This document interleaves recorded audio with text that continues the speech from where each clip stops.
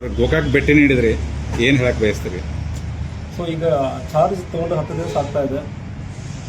ಎಲ್ಲ police station ವ್ಯಾಪ್ತಿಯಲ್ಲಿ ಕೂಡ ನಾವು ಕಂಪ್ಲೀಟಾಗಿ ನಾವು ಪರ್ಸನಲಿ ಒಂದು ಭೇಟಿ ಮಾಡಿ ಫಸ್ಟ್ ಸ್ಟೇಷನಲ್ಲಿ ಏನು ನಡೀತಾ ಇದೆ, ಎಷ್ಟು ಸ್ಟ್ರೆಂತ್ ಇರ್ತದೆ, ಸ್ಟೇಷನಲ್ಲಿ ಏನು ಸಮಸ್ಯೆ ಮತ್ತು ಸ್ಟೇಷನ್ ವ್ಯಾಪ್ತಿಯಲ್ಲಿ ಏನೇನು ಆ್ಯಕ್ಟಿವಿಟೀಸ್ ನಡೀತಾ ಇದೆ, ರೌಡಿ ಸಮೇತ ಮತ್ತು ಕ್ರೈಮಲ್ಲಿ ಯಾವ ಥರ ಕ್ರೈಮ್ಸ್ ನಡೀತಾ ಇರ್ತದೆ, ಮಾದಕ ವಸ್ತುಗಳಲ್ಲಿ ಎಷ್ಟು ಉಪಯೋಗ ಮಾಡ್ತಾ ಇದ್ದಾರೆ ಫಸ್ಟ್ ಅನಲೈಸ್ ಮಾಡ್ತೀವಿ. ಮತ್ತು ಪ್ರತಿಯೊಂದು ಸ್ಟೇಷನಲ್ಲಿ ಆಫೀಸರ್ಸ್ ಪರಿಚಯ ಪರ್ಸನಲಿ ಬಂದು ನೋಡಿ ಆಫೀಸರ್ ಪರಿಚಯ ಮಾಡೋದು ಮತ್ತು ಸ್ಟಾಫ್ ಕಡೆ ಇಂಟ್ರ್ಯಾಕ್ಟ್ ಮಾಡೋದು, ಅವ್ರಿಗೆ ಎಷ್ಟು ಮಟ್ಟಕ್ಕೆ ಅವರು ಮಾನಿಟರ್ ಮಾಡ್ತಾರೆ.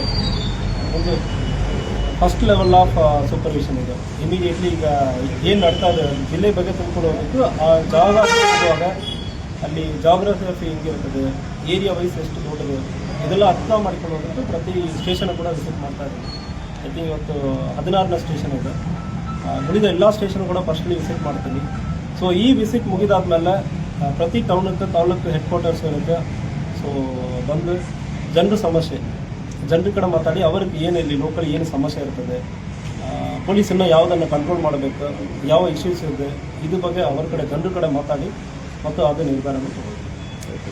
ಈಗ ಸರ್ ಹಳ್ಳಿ ಈಗ ಕಿರಾಣಿ ಅಂಗಡಿಗಳಲ್ಲಿ ವಾಟರ್ ಬಾಟಲ್ ಎಲ್ಲ ಸಿಗುತ್ತೋ ಇಲ್ಲ ಗೊತ್ತಿಲ್ಲ, ಬಟ್ ವಾಟರ್ ಬಾಟಲ್ ಮಾತ್ರ ಮಾರ್ತಾ ಇದ್ದಾರೆ ಸರ್ ಅಲ್ಲಿ ಇಲ್ಲಿಗಲ್ ಆಗಿ.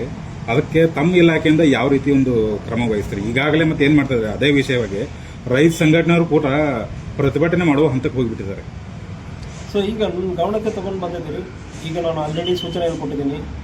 ಪರ್ಟಿಕ್ಯುಲರ್ಲಿ ಒಂದು ಎಕ್ಸೈಸ್ ರೈಡ್, ಮಾದಕ ವಸ್ತುಗಳು, ಕ್ಲಬ್ ಮತ್ತು ಮರಳು ವಿಚಾರ ಇದು ಎಲ್ಲಿ ನಡೀತದೆ ಅಂದ್ರೆ ಕೂಡ ನೀವು ಪತ್ರಕರ್ತರ, ಮಾಧ್ಯಮಿಕರು, ಸಾರ್ವಜನಿಕರು ನಮ್ಮ ಡಿಸ್ಟಿಕ್ ಪೇಜ್ SP ಪೇಜನ್ನು ಸೋಷಿಯಲ್ ಮೀಡಿಯಾ ಪೇಜ್ಗಳಲ್ಲಿ ಫೇಸ್ಬುಕ್ ಇರಲಿ, ಇನ್ಸ್ಟಾಗ್ರಾಮ್ನಲ್ಲಿ, ಟ್ವಿಟರಲ್ಲಿ ನೀವು ಶೇರ್ ಮಾಡಿ ಎಲ್ಲಿ ಏನು ನಡೀತಾ ಇದೆ ಅಂದ್ರೆ ಮಾಹಿತಿ ಕೊಡ್ತಾರೆ ಅಂದರೆ ಕೂಡ ನಾವು ಪರ್ಸನಲಾಗಿ ಮಾನಿಟರ್ ಮಾಡಿ ಅಲ್ಲಿ ಏನು ನಡೀತಾ ಇದೆ ಅಂದರೆ ನಮ್ಮ ಗಮನಕ್ಕೆ ಬರ್ತದೆ.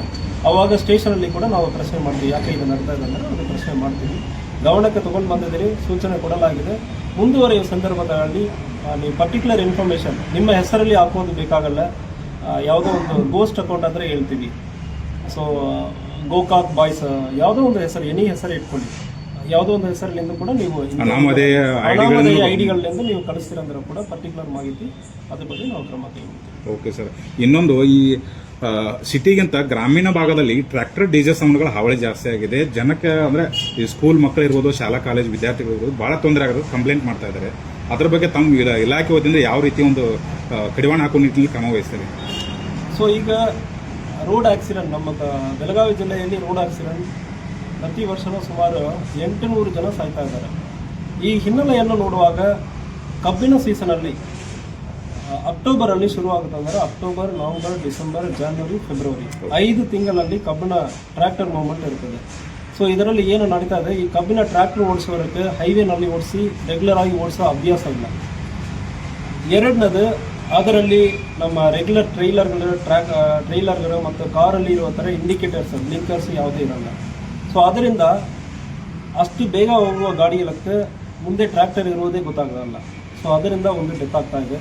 ಅದಕ್ಕೆ ರಿಫ್ಲೆಕ್ಟರ್ ಕ್ಲಾತ್ ಹಾಕ್ಕೊಂಡು ಗಾಡಿ ಓಡಿಸಬೇಕಂದ್ರೆ ಆಲ್ರೆಡಿ ಸೂಚನೆ ಕೊಟ್ಟಿದ್ದೀವಿ. ಹಾಕಿಲ್ಲ ಅಂದರೆ ಪೆನಾಲ್ಟಿ ಹಾಕೋದಕ್ಕೆ ಮತ್ತು ಕೇಸ್ ಮಾಡೋದಕ್ಕೆ ಹೇಳಿದ್ದೀವಿ. ರೋಡ್ ಸೈಡಲ್ಲಿ ಪಾರ್ಕ್ ಮಾಡಿರೋ ಗಾಡಿಗಳಲ್ಲಿ ಆಗುವ ಸಂದರ್ಭದಲ್ಲಿ ಕೂಡ ಅದಕ್ಕೆ ಕೇಸ್ ಮಾಡೋಕ್ಕೆ ಹೇಳಿದ್ದೀವಿ.